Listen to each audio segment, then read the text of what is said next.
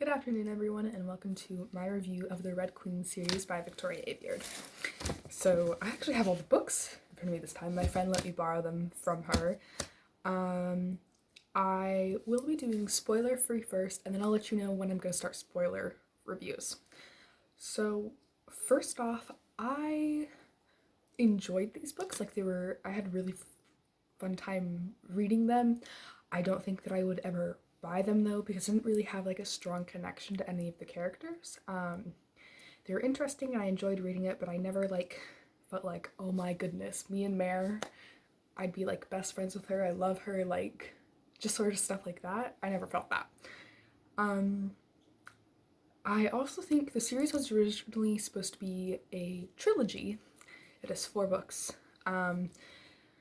One problem I had with Aveyard's writing is that she stretched out the plot so much. If you can see, this is the first book. Like, she really could have stuck with 3 books, I feel like. I think that she did well, like really detailing and expanding things, but I also think that there could have been more plot points for the amount of writing that she gave. I feel like between the first and the last 3 books, there was a shift.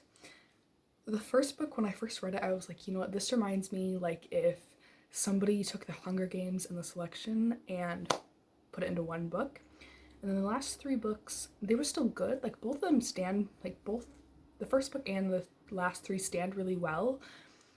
It was just a difference in themes, I guess. The last 3 books, I feel like were focused more, they're more political, and like it was focusing on the war aspects, which I think was really interesting because you don't see that a lot in YA. So I really enjoyed that. But there was definitely just like a stark difference between them, and that sort of threw me off. As far as the characters, I thought the characters were pretty good. I liked Cal. I thought that I really liked seeing like a sweet male interest, like a male love interest. I thought he was kind, but also was faced with the harsh realities of life, and I feel like he sort of stuck true to himself, which I admired. Mal is pretty good. I really like seeing the depth of her, but I also feel like if you asked me to describe her, I don't feel like I can say, well, this is what... Why am I saying Mal? Mare. I'm so sorry, I forgot Mare's name. It's been a while. It's okay. If I've said Mal before this, I was talking about Mare. I liked Mare's character. I thought she was really deep, but I also think that if somebody asked me to describe her, I wouldn't be able to tell you like what's her favorite thing to do, who's her favorite sibling, what's her favorite memory, just like things like that. I think I'm gonna head into the spoiler section now, so if you don't want spoilers, stop the video right now. You have been warned.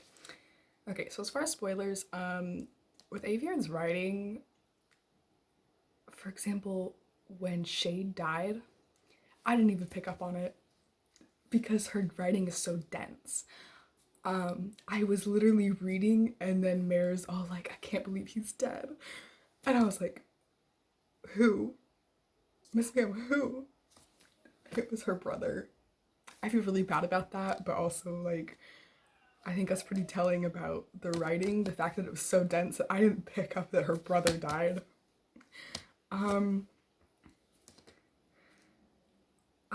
really liked how Mal's character had that depth where, he didn't know who he was because of his mother and how much she like took away from him.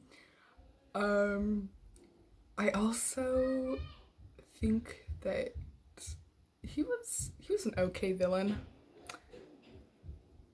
It's okay. I didn't like love him him and the Darkling are like the same thing in my mind. Apologies. My brother wanted the lighter. I know how strange that sounds. We're just gonna gloss over that. Okay, so, overall, I really think the writing could have been shortened. I think her books are just so dense, and that's the main problem that I had with them, that I couldn't pick up on things. The ending also with Mare and Cal, about how like they just weren't together, they were separate, and I was like, I wanted more content with them like really badly, and I didn't get it. Which like, okay, that's like that's what I want, but it doesn't affect the writing. I still thought the writing was pretty good. Other than that, I really liked how in all the books like she connected the title in somehow. To be honest, I don't remember these books the whole time, and I just finished the last one in like the very beginning of January, but I wouldn't buy them. I wouldn't buy them personally. They were a good read. I probably won't even reread them. So that's mostly just because of how dense they are and how the plot's so spread out. But yeah, that's my overall review of it. I also have links for Black Lives Matter and supporting Indigenous people. There's some petitions to change the mascots of high schools from Indigenous peoples to like more appropriate mascots in the Google Doc link. If you could please take like 10 minutes just to sign those, it's really easy. And then anyways, I will have a review for the Infernal Devices coming out later, and maybe my January wrap-up should be coming out soon. So, it was fun being back. I will see y'all later. Have a wonderful week. Reach out if you need me, and have fun.